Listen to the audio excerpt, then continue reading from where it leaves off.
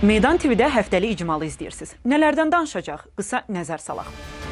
Regionlarda yenilənmiş kommunal infrastrukturların yaradılmasından danışan Prezident İlham Əliyevin çıxışından sonra qar paytaxtı iflic etdi.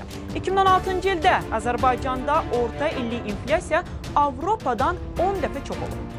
Məcburi köçkünlərin sayğac etirazı davam edir. İslam oyunlarına maliyyə probleminə görə qatıla bilməyən 7 ölkəyə yardım olunacaq və digər xarici xəbərlər. İndi isə bir qədər gedir. Bu ilin sonuna qədər ölkədə qazdaşma 94%-ə çatdırılmalı, Azərişıq bütün bölgələrdə təsərrüfatlarını genişləndirməli, Azəryol servis isə keyfiyyətli yol çəkiminə davam etməlidir. Prezident İlham Əliyev regionların 2014-2018-ci illərdə sosial-iqtisadi inkişafı dövlət proqramının icrasına həsr olunmuş konferansda tapşırıqlarını deyib qurtarmamışdı ki, ölkəyə qar yağdı.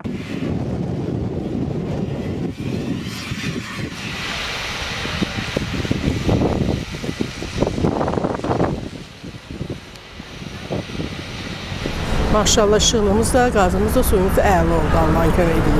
Qəşəngdir, sağ olun. İndi deyəcəm ki, mən kommunal xidmətinə heç nə ödəmirəm. Yəni, mən bir ata olaraq evlatlarım bu işi görür. Yağış da, qar da olanda, hələ mən ona təsadüf eləməmişəm ki, qarda, yağışda, soğuğunda işi olmuyor, su olmuyor, gaz olmuyor. Şükür. Bizde 8. mikrorayonda hiçbir problem olmadı.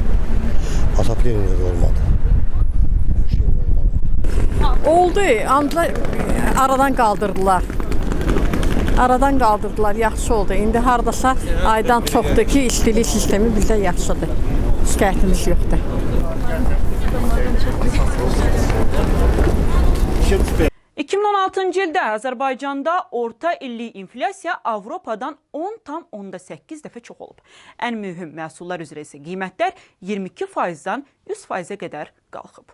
Hesablamalara görə mal əti 42, qoyun əti 22, toyuq əti 25, yumurta 30, şəkər tozu 66, qənd 33, duz 28, düyü 38, kartof 33, soğan 30, xiyar 100, pomidor 94% bahalaşıb. Ekspertlərin fikrincə, milli valyutanın ucuzlaşdırılması ilə marketlərdəki qiymətlərin əlaqəsini izləsək, qiymətlərdə təxminən manatın ucuzlaşması proporsiyası şəklində artma müşahidə olduğunu görərik. Bunun əsas səbəbi yerli bazarlarda ithal mallarının çəkisinin xeyli yüksək olmasıdır. Digər tərəfdən, əksər iş yerləri bağlanır. Müəssisələrin xərcləri, borcları o qədər artıb ki, özünü saxlamağa çalışan qurumlar qiymətlərin artımı hesabına gəlir əldə etmək istəyirlər. Və bu da 2016-cı ildə böhranın daha da dərinləşdiyini, 2017-ci ilin isə heç də yaxşı proqnozlar vəd etmədiyini deyir. Azərbaycanda 2016-cı ildə ümumdaxili məhsul təqribən 4%-ə yaxın 3,9% azaldı. Bu MDV məkanında ən çox ümumdaxili məhsulun azalması demək idi. Dünyada ən çox azalan ölkələrdən, iqtisadiyyatı kiçilən ölkələrdən birinə çevrildik.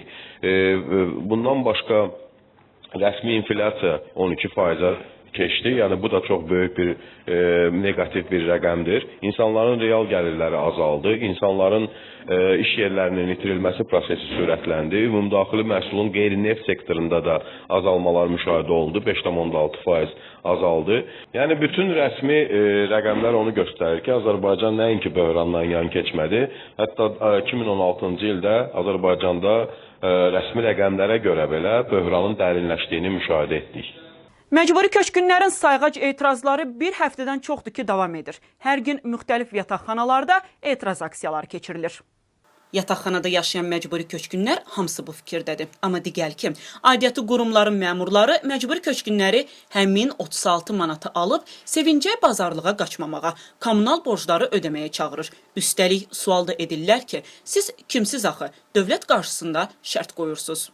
Bakıda keçiriləcək 4-cü İslam həmrəyliyi oyunları ilə bağlı hazırlıq yekunlaşır. Gənclər və İdman naziri Azad Rəhimov jurnalistlərə açıqlamasında belə deyib. Nazirin sözlərinə görə əsas məqsəd 57 ölkənin oyunlarda iştirakını təmin etməkdir.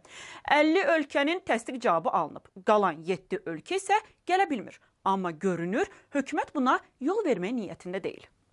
50 ölkədən artıq daha tam şəkildə təsdiqi biz almışıq və onlar iştirak edəcəklər.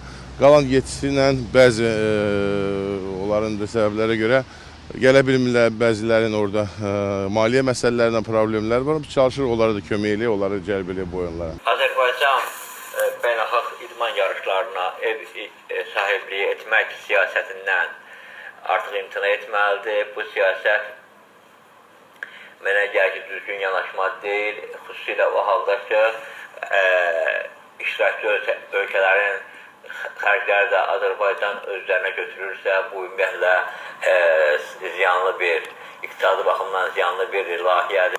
Belarus prezidenti qeyd etdi ki, onlar 2-ci Avropa oyunlarının açılış mərasiminə cəmsi $1 milyon xərclənəcək.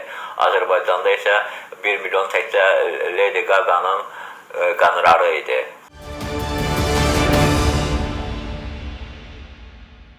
Avropa Parlamentində Gürcüstan vətəndaşları üçün viza rejiminin ləğvinə dair qərar qəbul olunub. Bu, siyasi qərar mərhələsində yekun hesab olunur. Bundan sonra yalnız formal qərar hissəsi qalıb. Yəni, Avropa İttifaqı Şurasının yekun qərarından sonra Gürcüstan vətəndaşları Şengen zonasına vizasız səfər etməyə hüquq qazanacaq. Rumıniyanı etiraz aksiyaları bürüdü. 230 min nəfərdən çox vətəndaş hökuməti $47,5 min ziyan vurmuş məmurları korrupsiyaya görə cinayət məsuliyyətindən azad etmək qərarına etiraz əlaməti olaraq küçələrə axışıb. Reuters agentliyinin xəbərinə görə Rumıniya hökuməti izah edir ki, korrupsionerlərin cəzalarının yüngülləşdirilməsi və az iş almış məhbusların azadlığa buraxılması həbsxanada darısqallığı aradan qaldırmağa kömək edər.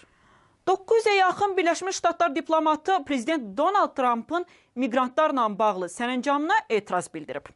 Hətta Birləşmiş Ştatların baş prokuroru vəzifəsini icra edən Sally Yates də qarşı çıxıb. Məhkəmədə qərarı müdafiə etməyəcəyini söyləyib. Elə buna görə də o vəzifəsindən azad olunub. Qeyd edək ki, Trump bəzi müsəlman ölkələrindən gələnlərin Birləşmiş Ştatlara girişini 90 günlüyə, qaçqınların isə 120 günlüyə yasaqlayıb. Bu həftəlik bu qədər. Görüşənədək.